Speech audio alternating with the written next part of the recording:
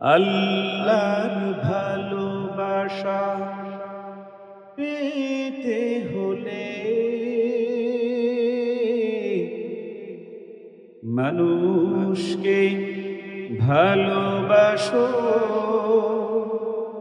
প্রাণটা খুলে। ঠিক না বে ঠিক? আল্লাহর ভালোবাসা পেতে হলে মানুষকে ভালোবাসো প্রাণটা খুলে।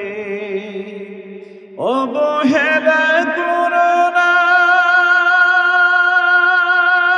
কাউকে যেন,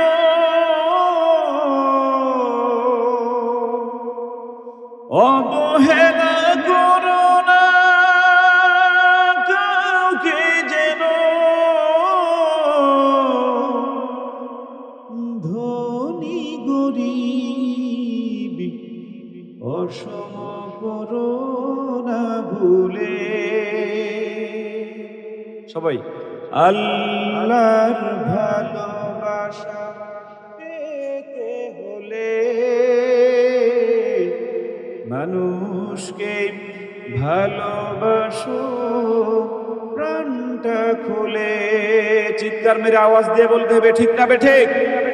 আরো জোরে বলতে হবে যুবকরা, ঠিক না বে ঠিক? এই পৃথিবীর সব শ্রেণীর মানুষকে ভালোবাসা শিখিয়েছেন একজন মানুষ, তার নাম কি? জোরে বলতে হবে, আরো আওয়াজ দিয়ে জোরে বলতে হবে। হযরত মুহাম্মদুর রাসূলুল্লাহ সাল্লাল্লাহু আলাইহি ওয়াসাল্লাম ধনী গরিব, কালো ধলা, খাটো লম্বা, নারী পুরুষ ভেদাভেদ না রেখে সবাইকে একযোগে ভালোবাসতে শিখিয়েছেন হযরত মুহাম্মদুর রাসূলুল্লাহ।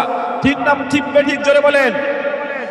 এই ভালোবাসার যে পরম্পরা চলে আসছে এই পৃথিবীতে, বাংলাদেশে আজকে যে মাদ্রাসা আপনারা এসেছেন, আব্দুর রহমান হাফিজিয়া মাদ্রাসা, এই আব্দুর রহমান কি আজকের যে আয়োজক যুবক ভাই, ওনার বাবা উনি বেঁচে আছে? আমি আপনাদের সবাইকে নিয়ে আল্লাহর কাছে কায়মনোবাক্যে দোয়া করছি, আল্লাহ যেন আব্দুর রহমান সাহেবকে যেন আজকের এই মাহফিলকে উসিলা করে, এই মাদ্রাসাকে উসিলা করে যেন জান্নাতুল ফেরদাউস দান করে। সকলে বলছে আমিন, আরো জোরে বলছে আমিন। আমি গর্বের সাথে, আমি বুকে হাত দিয়ে গর্বের সাথে আমি আল্লাহর কাছে শুকরিয়া আদায় করছি, আমি কওমি মাদ্রাসার একজন সন্তান, একজন ছাত্র। এখানে কওমি মাদ্রাসার ছাত্র আলেম কে কে আছেন একটু হাত তুলে দেখান। সবাই বলেন আল্লাহু আকবার, নারায়ে তাকবীর, নারায়ে তাকবীর। জুনায়েদ আল হাবিবের আগমন, জুনায়েদ আল হাবিবের আগমন, নারায়ে তাকবীর। আমি গৌহারডাঙ্গা মাদ্রাসায় 9 বছর, 7 বছর আমি পড়েছি। আমি এদিকে দেখেন সবাই, এই আব্দুর রহমান হাফিজিয়া মাদ্রাসা যেই নিয়তে, যেই উদ্দেশ্যে, যেই মানে নিয়ত করে তৈরি হয়েছে, সেই নিয়তে তৈরি হয়েছিল এই বাংলাদেশের হাজার হাজার লাখ লাখ কওমি মাদ্রাসা। ঠিক না বে ঠিক? একটু আওয়াজ দিয়ে বলেন ঠিক না বে ঠিক? আমি গৌহারডাঙ্গা মাদ্রাসায় ফিরিখানা খেয়ে পড়েছি। আপনাদের এই সালতা থেকেও অনেক টাকা পয়সা গৌহারডাঙ্গা মাদ্রাসায় যায় নাকি যায় না? আরো জোরে বলেন যায় নাকি যায় না? তাহলে বলতে পারি আপনার বাবা বা আপনার দাদা বা আপনার খুড়োর যে টাকা গৌহারডাঙ্গা মাদ্রাসায় দিয়েছে, সেই মাদ্রাসার টাকা খেয়ে আমি আব্দুল কাইয়ুম মোল্লা হয়েছি। ঠিক না বে ঠিক? আরো জোরে বলতে হবে ঠিক না বে ঠিক? এই কওমি মাদ্রাসা এই জাতির সন্তানদের ইসলামের অতন্ত্র প্রহরী। জোরে বলেন ঠিক না বে ঠিক? এই কওমি মাদ্রাসা হাজার হাজার লাখ লাখ কোটি কোটি আলেম তৈরি করতেছে নিঃস্বার্থভাবে, যারা এই সমাজের এতিম গরিব অসহায় ছেলেদেরকে ফ্রিতে লেখাপড়া করায় আলেম বানায় দেয়। আরো জোরে বলতে হবে ঠিক না বে ঠিক? আপনাদেরকে আমি বললে খুশি হবেন, এই এবছরও এনটিভিতে ফাইনালে আমার একটা ছাত্র উঠছে, সে গরিব মানুষ। এই গতকাল আর টিভিতে রমজানে যেটা দেখাবে, সেখানে ফাইনালে চতুর্থ হয়েছে আমার ছাত্র, সেও একজন গরিব মানুষের ছেলে। বলেন আল্লাহু আকবার। এই যে আমি একজন গরিব মানুষের ছেলে, জুনায়েদ আল হাবিব একজন গরিব মানুষের ছেলে আমরা। আমাদের রায়হান, আমরা ধনীদের সন্তান না, কোটিপতির সন্তান না। এই ইসলামের এই দেশে যত খেদমত হয়েছে, যত খেদমত হচ্ছে, যত খেদমত হবে, সকল খেদমত কাদের দ্বারা হয়? জোরে বলতে হবে, জোরে বলেন না, কাদের দ্বারা হয়? আলেমদের দ্বারা হয়। আমি এই মাদ্রাসার যিনি প্রতিষ্ঠাতা, নাম কি ওনার? আব্দুর রহমান সাহেব, উনি তৈরি করে গিয়েছিলেন। এখন ওনার ছেলে চালায়, ওনার ছেলে, আপনারা চালান, ওনার ছেলে এখন চালায় এই মাদ্রাসা। আমি যতটুকু বুঝছি ছাত্রদের কাছ থেকে কোনো টাকা নেয় না, নেয় কোনো টাকা নেয়। এই লোক জান্নাতে যে কত আগে যাবে আমাদের।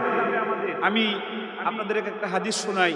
রাসূলুল্লাহ বলেছেন, আমার উম্মতের মধ্যে যারা এতিমের মাথায় হাত দেয়, সেজন্য আমি মুহাম্মাদের মাথায় হাত দেয়। চিৎকার মেরে বলেন আল্লাহু আকবার, আরো জোরে বলেন আল্লাহু আকবার।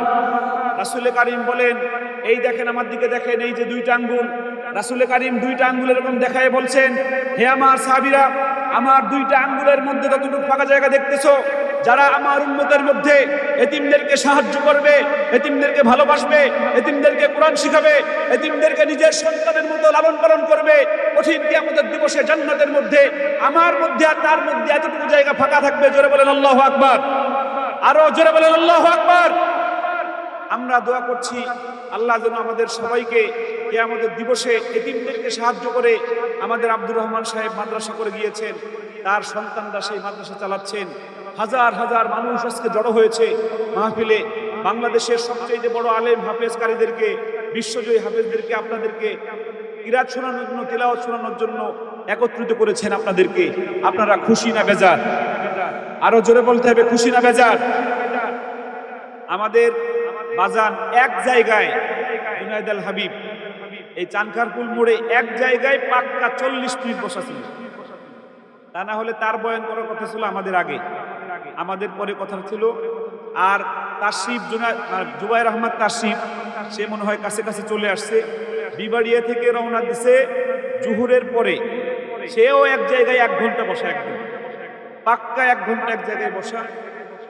যারা বক্তা আছেন তাদের যে কি কষ্ট হয়। আমি আর রায়হান কম করি, সপ্তাহে 2 দিন বা 1 দিন বা 3 দিন আমরা বের হই। আর এই যে আমার বাজান, এই যে জুনায়েদ আল হাবিব দেখেন, কালকে ছিল সিলেট। কোথায়? জোরে বলেন না। বিমানে ঢাকায় এসে নেমে আপনাদের এখানে